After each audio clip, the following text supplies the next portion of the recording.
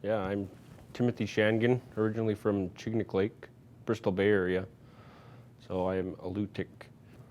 Met my wife in high school and we got married, and that's where I live now, is out in the Aleutians. I'm a carpenter by trade. I built some houses in Akutan back in 2000. Worked up here in Anchorage for about 8 years doing finished carpentry, cabinets, hardwood floors, just the basic carpentry work. And moved back home and doing the same thing to Akutan.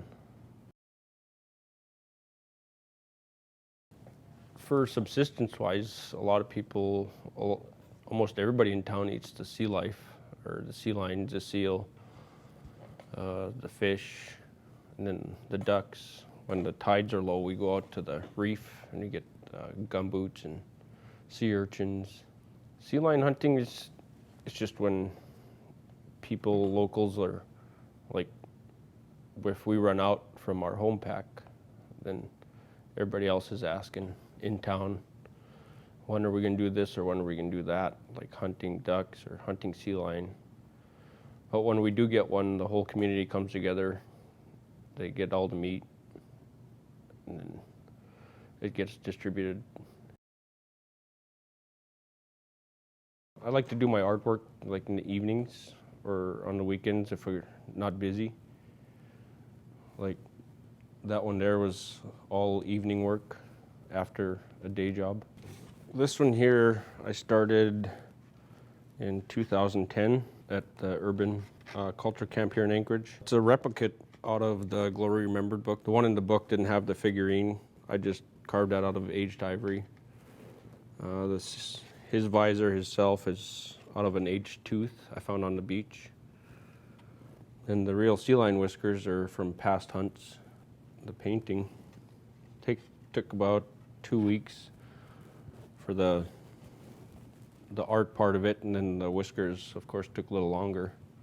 I like working with the wood and looking at the books. I'm just trying to see where they came up with their designs. And I'm still learning today, just learning from Patty, and she's very knowledgeable about the different types of hats, the different sizes.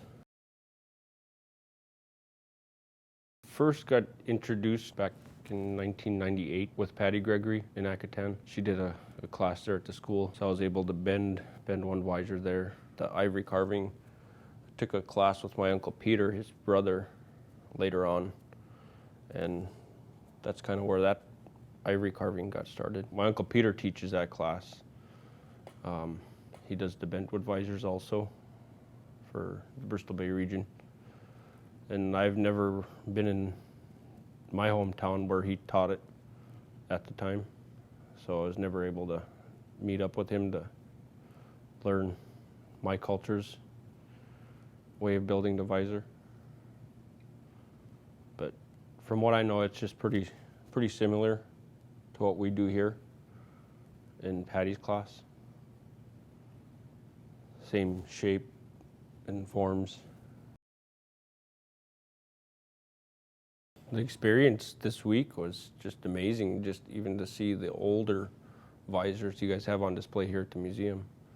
That was a real treat. And then the class, of course, is always a treat because Patty's a good teacher, and Mike. So I'm still learning, you know, and I'm sure it won't be the last class I take from her. What I've learned this time was the chief's hat. So, I mean, I never did watch her bend them before, and then I watched her this time, so I know what to expect when I go to bend them myself. From the measurements we took, I'm actually going to try and build a form, so I guess it's more of that rounder look on the top end. That was nice to look at that visor, to see how they carved it and how it was bent. Replicate when we get home. Trial and error, just to try and perfect it. I'm into keeping the culture alive myself, so that's why I'm interested in this program that you guys have thrown on, and I'm still learning, so. Every time they held the culture camp, I've always did the Bentwood visor.